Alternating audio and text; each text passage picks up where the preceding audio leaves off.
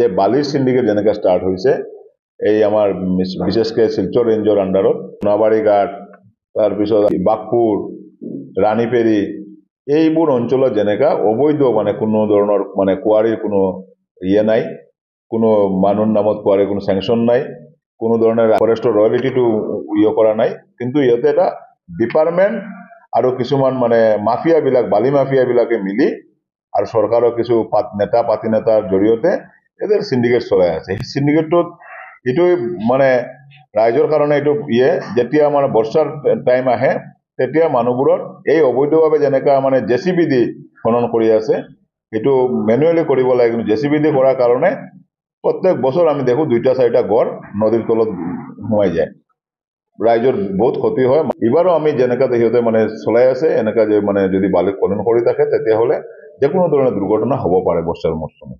100% department জড়িত আছে, ডিপাৰ্টমেণ্টে মিলি এইবোৰ কাম কৰি থাকে। ডিপাৰ্টমেণ্ট আৰু মানে মাফিয়াবিলাকে মিলি আৰু চৰকাৰ পক্ষৰ শাসক দলৰ কিছুমান নেতা পাতি নেতাই মিলি এইবোৰ মানে সিন্ডিকেটবিলাক চলাই থাকে।